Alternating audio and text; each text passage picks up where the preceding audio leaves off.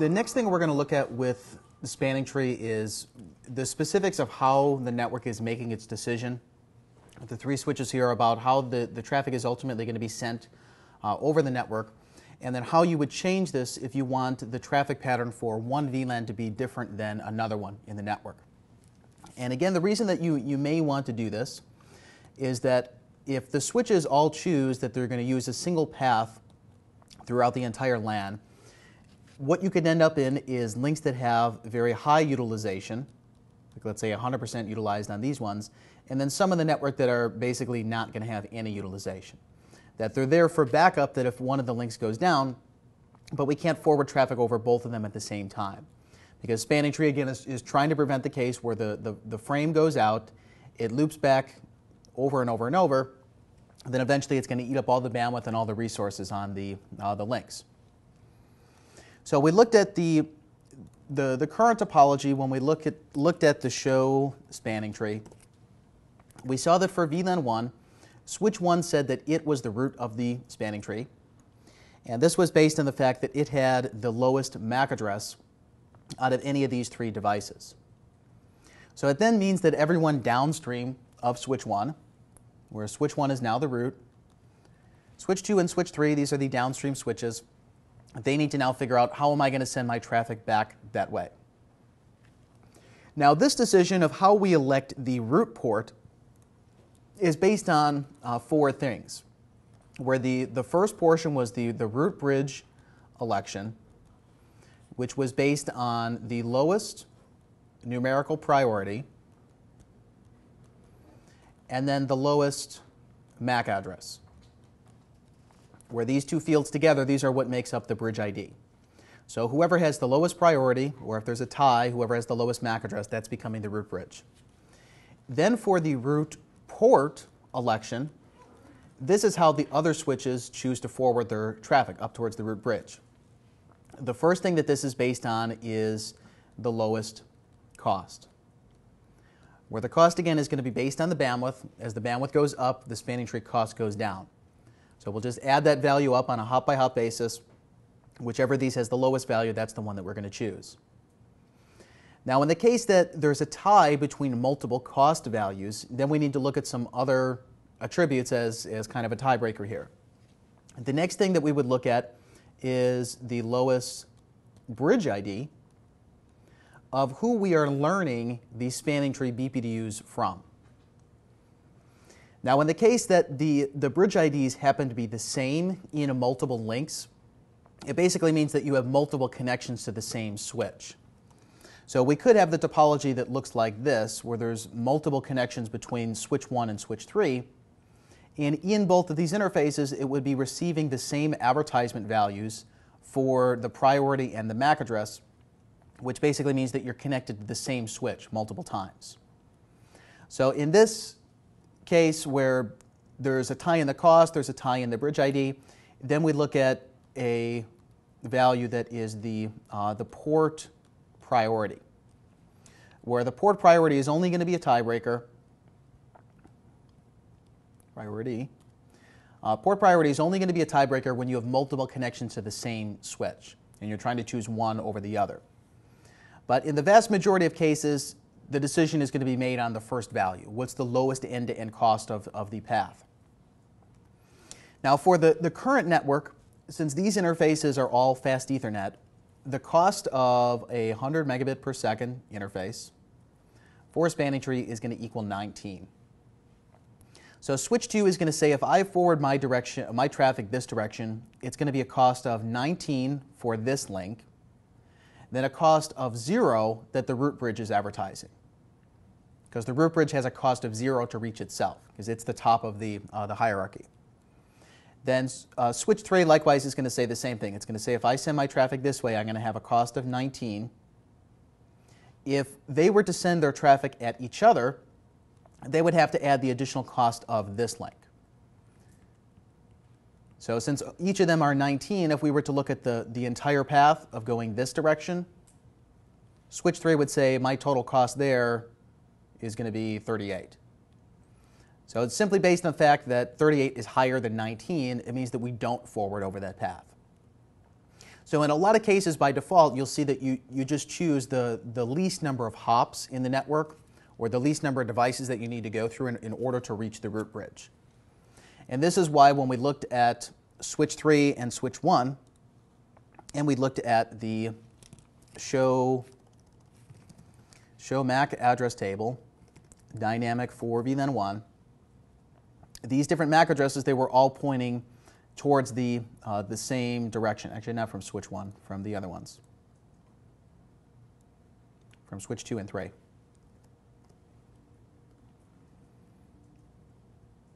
Where switch 2 says to reach router 1, I'm going to go over port 13. Port 13 is sending us this direction, up to the root.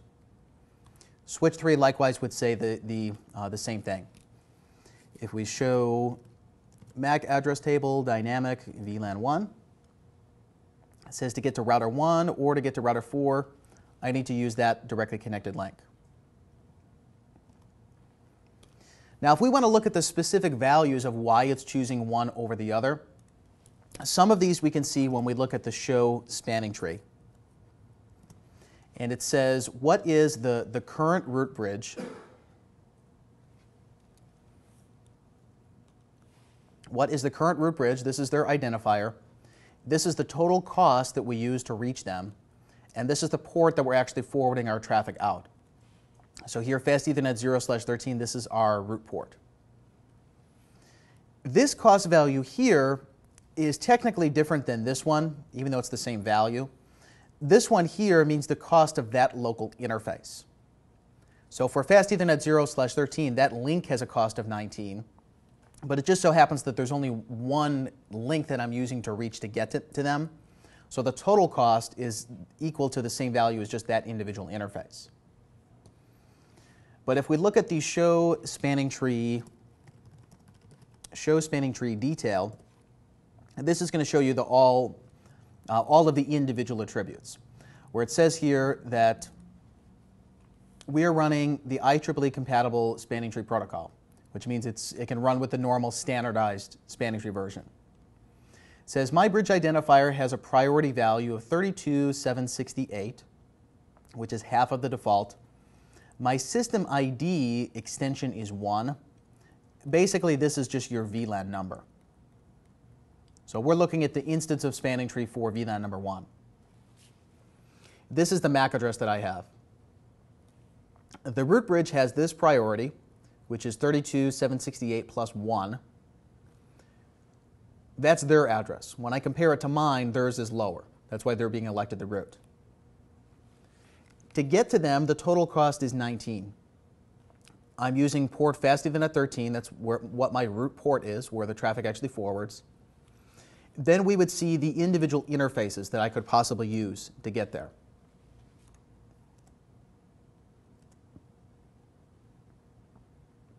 So what we may want to know is when we are looking at one possible link versus another, why are we actually choosing 13 as the root port as opposed to 16? So the way that we read this output is first you need to look at the designated path cost. This is what the remote neighbor is advertising to you to say what is their cost to get to the root bridge. This value here of 0 means that this port directly connects to the root.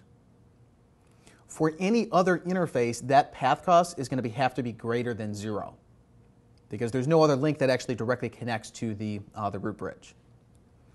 So I'm saying that if I take this link, I'm going to have a cost of 0 plus what the link's cost is, or the port cost. It means this one has a total of 19. This next one, that neighbor has a cost of 19. My cost to reach them is 19. You add these two together, this one's 38. That's why this one is being chosen. If we look at it from the other side in switch 3, it's basically going to say the same thing. If we show spanning tree for VLAN 1, or just show spanning tree, and look at the detail, we see that those two trunk ports, which are 13 and 16, this one is in the forwarding state, this one is in the blocking state, which means I can't send traffic out that. For the top one, the cost is 0 plus 19, so it's a total cost of 19. The lower one is 19 plus 19, or 38. This is why this one ends up to be in the blocking state. So the key that what is different with Cisco's implementation of this versus the standard is that when you look at the show spanning tree output, the selection is actually run on a per VLAN basis, which is why we call it per VLAN spanning tree, or PVST. So what you could theoretically do is change these values on a per VLAN basis, and then it's going to end in a different forwarding pattern. So let's look back at the example we had before where we had two different VLANs, where I'm now going to group these together, where I have VLAN 100, 100, and 100, then 101, 101, and 101. We'll see that the switches are going to run one path selection for spanning tree that is specific for the VLAN 100 instance, then a second path selection that is for the VLAN 101 instance. And what this allows us to do is choose where is the root bridge placement of one instance of spanning tree versus the root bridge placement for other instances. So I could say that I'll leave switch 1 as the root for the VLAN 100 instance, but I'm going to change the forwarding for the other VLAN 101. I'm going to make switch 2 the root bridge. We'll see that the result of that should be that traffic is going to forward in this direction, but that this link is going to be blocked. Where for the VLAN 100 traffic, it would be flowing in this direction, while this link is being blocked. So it allows you to kind of balance out the traffic through the network, that for one VLAN it follows one path, for a different VLAN it follows another path. So first thing I'm going to do is change those VLAN assignments again, where on switch 1, I'm going to go to, first to global config. On interface fast Ethernet 1, the switch port access VLAN. Switch port access VLAN will be 100 on the link to router 1 and to the Windows machine. On port 3, the access VLAN will be 101.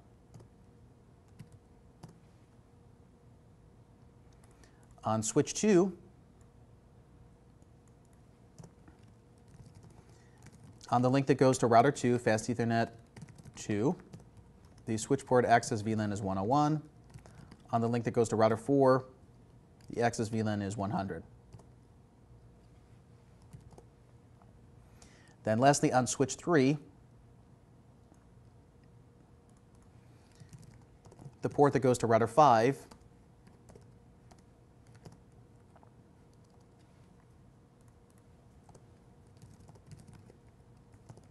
is in switch port access VLAN 101.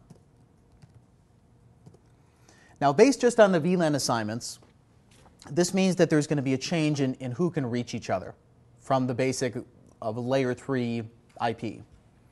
I should see that the Windows machine is able to send packets to router 1 and to router 4, but no longer send them to 2, 3, or 5, because now they're in different broadcast domains. They're in different VLANs. Same is going to be true in the other direction, where 2, 3, and 5 can all talk to each other, but 1, 4, and 3, or excuse me, 1, 4, and the Windows machine are not going to be able to reach them. So here I should be able to reach 192.168.0.1, not 2, not 3, but I can reach 4. Then from router 5, it would be able to reach 3 and 2, but none of the other devices, because now they're in different VLANs. But what now changes from the spanning tree point of view is that the switches have two separate elections, one for VLAN 100, one for VLAN 101. So when we now verify the show spanning tree, we want to tell it which particular instance or what particular VLAN number are we talking about. So for VLAN 100, we would see that the selection is going to be the same as before. And the reason why is that the MAC address doesn't change for each of the instances of spanning tree. The priority value is still going to be the default of 32,768. The only thing that's really changing is this system ID extension, which is basically just the VLAN number. So you take this value here, add the system ID extension, this is what goes into the priority field. But when we look at switch 2 and 3 and say the same thing, show spanning tree for VLAN 100, since they all end up having this same priority value, because they're all in VLAN 100, they all have this default, they all end up in a tie with the priority field, so it's still going back to the lowest MAC address. Now, the reason that this is important in a real design is that when a vendor assigns the MAC addresses, normally they're going to start at the beginning of their pool, and for each Ethernet card that they produce, they're going to just start counting up sequentially. This means that older equipment is going to have lower MAC addresses. So when you're designing your Ethernet network, if you have a switch that's from 1995 and you have a $20,000 switch that you bought today, it's likely that the older one is going to be elected the spanning tree root bridge. And it means that it has to be the center to collect all the traffic from the different segments before it can move through the topology. So this is typically one of the things that you want to take into account with the Ethernet design, is who is the spanning tree root bridge, and is it in some portion of the network that's centralized, where that's where you want to collect all the traffic before it goes to the other segments.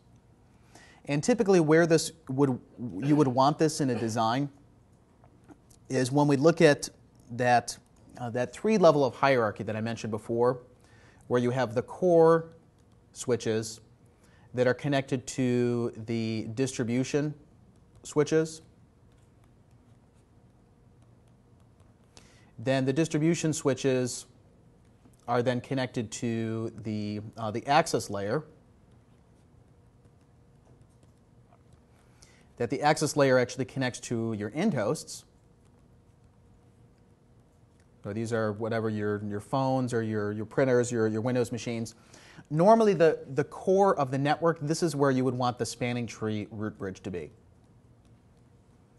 Because typically the core is going to be the higher end switches, the higher end forwarding devices, where if you have to have a full flat layer 2 network, and we'll talk about tomorrow what that means, that you would want to make sure that it's some powerful device that actually is going to be the spanning tree root bridge.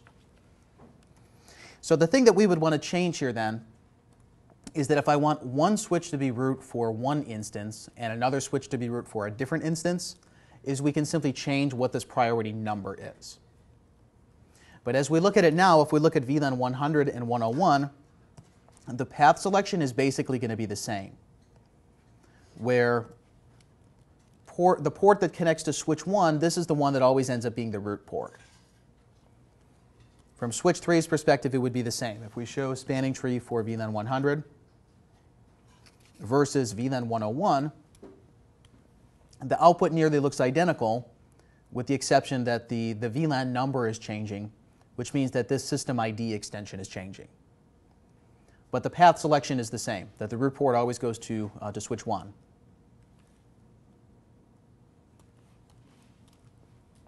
But I don't want that to be the case here. I want to change this so that switch 2 is the root bridge for that 101 instance.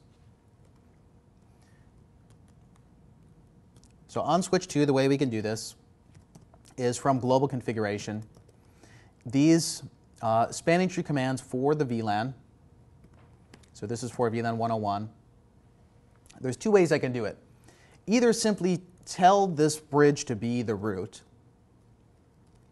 and the primary root means that it's going to advertise a better cost for spanning tree, so it's a lower priority value, lower numerical value. Or we could just manually change the priority. The difference between these is that this command is a macro. which basically looks at the number that's currently assigned, and it sets its own priority to be lower than that. So if the current root has a value of 32,768, which is everybody's default, it just means that this macro is going to set it to be some increment lower than that. This command, you can just set it to whatever arbitrary value that you want. The requirement, though, is that it has to be in increments of 4096. So if I were to say priority 1, it's going to tell me I can't do that. It has to be one of these values. But if I were to set this to be a lower value, let's say to 4096, if we then look at the show spanning tree for VLAN 101, switch 2 should now say I'm the root. So I'm now the root for VLAN 101, but I'm not the root for 100. So in 100, I'm still forwarding my traffic this direction up to switch 1, but for 101, this has changed. Now I'm the root bridge, so it looks like all of my ports are designated. They're all facing away from me. And again, the reason that you want to change this is that ultimately this spanning tree decision controls which ports can be in the MAC address table. So when a host sends out an ARP and that ARP is going to the all Fs address, you can only perform flooding on links that are not in blocking state. So if we look at now the VLAN 101 topology, let's look at this on all the switches. Switch 1, switch 2, and switch 3. The blocking port is now on Fast Ethernet 13 of switch 3.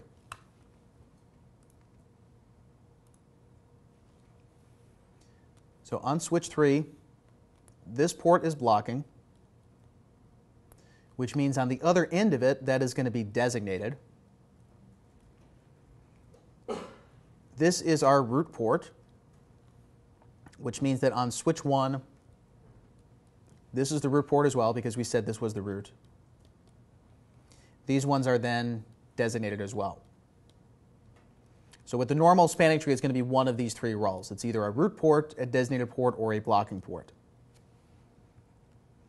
But now it essentially means that traffic can only go over this link, and it can only go over this link. Switch 3 can't associate MAC addresses with this port anymore. So spanning tree technically doesn't actually control how the traffic is sent. What it's controlling is what interfaces you can put into the MAC address table. And if there's no MAC addresses associated with the port, you're not going to send any traffic out there. So technically, there's cases where switch 3 receives frames in here, but it's not going to do anything with them. It's just going to throw them away. So let's look at the result of this now. If we were to go to router 5, and on router 5, I'm going to send pings that go to routers 2 and 3. Those are the other addresses that are in my VLAN. If we now go to switch 3 and show MAC address table dynamic for VLAN 101, since this port is blocking, Fast Ethernet 13 can't show up in this output. So I'm only allowed to forward traffic over the 16, and then my links that are going to the end host, which in this case is Fast Ethernet 05. But if we now look at this for the other VLAN, which is VLAN 100, for 100, this is the root. This one here is blocking. These two are root. This is designated, and these two are designated, which essentially means I can use these two for forwarding, and this one is not going to have any traffic on it. So when we now look at the MAC address table of switch 1 or of switch 2,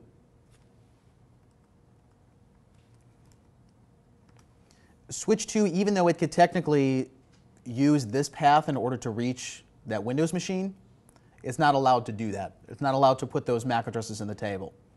So when we show show MAC address table VLAN 100,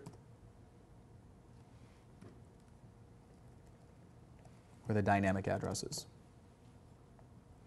These MAC addresses can only be associated with 13, and then the other ports that go down to the end hosts. So the key is that they kind of work hand in hand, where spanning tree says which ports can you learn MAC addresses on. Then the actual flooding procedure, where the switch is saying the frame came in from the end host and it had that address of all Fs. I'm going to send this out every port, but it has to be in the spanning tree forwarding state. So switch 1 can send the frames out this way, switch 2 can send it this way, but then when switch 3 gets it, the one that comes in this interface is going to get denied. So the end result is that it doesn't loop infinitely around the network.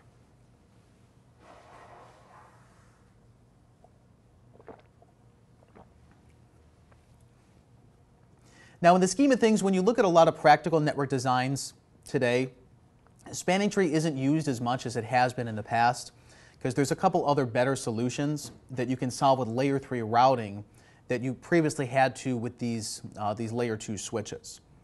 Question? I had a question. Now, what happens? I mean, I understand you lose the link. What happens if you just lose the whole root switch altogether? Does the other switches renegotiate? They'll renegotiate, right? So if we let's look at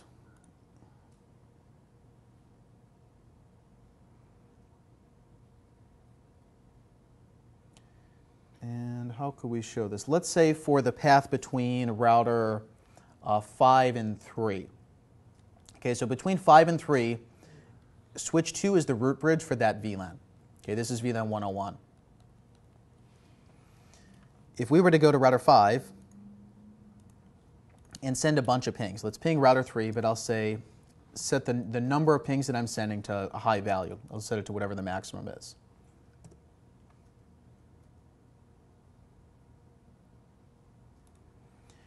If I go to switch 2 and simply reload,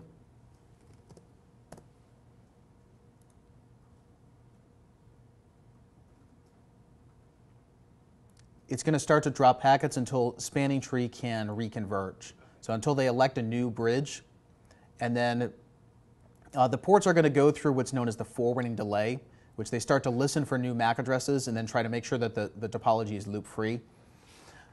The new standard is going to try to fix this. It speeds up the convergence time. The RSTP, right, the rapid spanning tree protocol. So it essentially accomplishes the same thing. It just does it faster than it used to be able to. So we'll see eventually, once they figure out that the network is down. So it happened there. It was, let's see how many packets this was. And each of those dots means 2 seconds by default. So the router waits 2 seconds before it times out a ping. So this is 1, 2, 3, 4, 5, 6, 7, 8, 9, 10, 11, 12, 13, 14, 15, 16. So just over 30 seconds or so. With rapid spanning tree protocol, you can get it to converge in less than 1 second. So with today's network, 30 seconds could technically be a lot of downtime. So the idea is that if the link fails or if the root bridge fails, you want to be able to recalculate as quickly as possible. And that's one of the main features of the new version, the rapid spanning tree protocol. To change over it, it's actually a really simple procedure. You simply go to the switch and you say the spanning tree mode is rapid spanning tree. So it's still backwards compatible with the old version. The issue is that there's a little bit more design that comes into play with this. But if we were to simulate the same failure scenario, so spanning tree mode is rapid spanning tree, then we look at on switch 2, let's look at the show spanning tree VLAN 101. So this bridge is still the root. The principle is still the same between the versions. It's just when they do the negotiation, they go through a handshaking procedure that ends up to be faster than the older version. So you're still using this bridge identifier to figure out who is the root.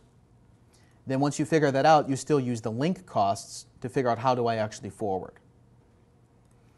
So now on router 5, if we send these pings again,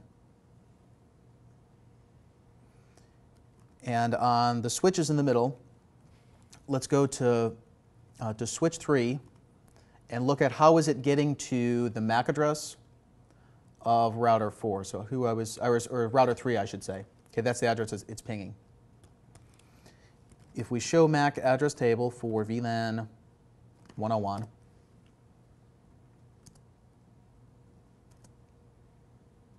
says to get to router 3, I'm using port 16. So the decision is still the same. We're going this way. But now if switch 2 goes down,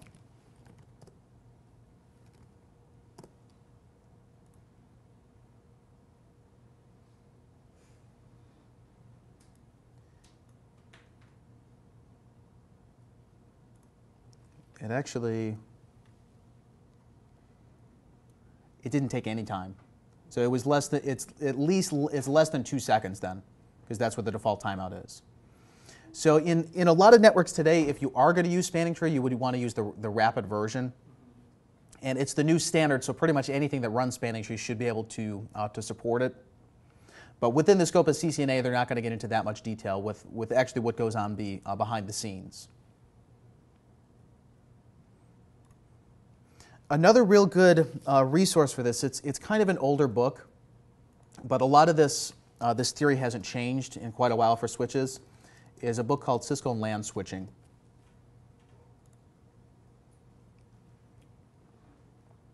And this is from, when's the publication date? So September 99. This is really good for a lot of the theory. The only problem is it's not good for the syntax, because this uses the older cat OS syntax, which is the set commands. But the first couple chapters of this on spanning tree are really, really good. And I actually forgot to mention this when we were talking about books yesterday. There is a site that is safari.o'reilly.com or Safari Books Online. This is the publisher for Cisco Press, and they have pretty much all of the Cisco Press titles in electronic format. So when you look at the price of some of these, like even this old book is still $60. For a lot of these topics, you may be better off just getting a subscription to this for a little while.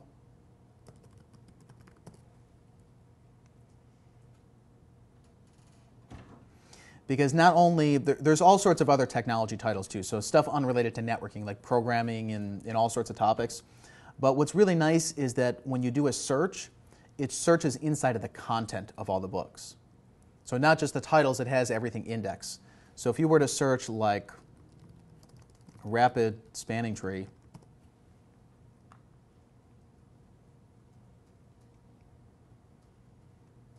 CCNP routing and switching quick reference.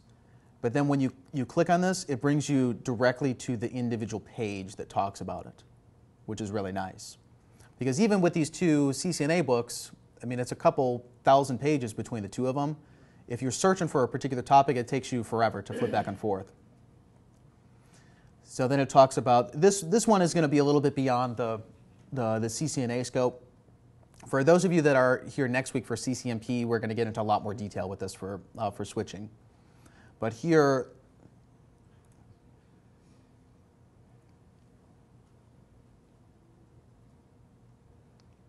like this would be some of the quick reference stuff, these exam prep series.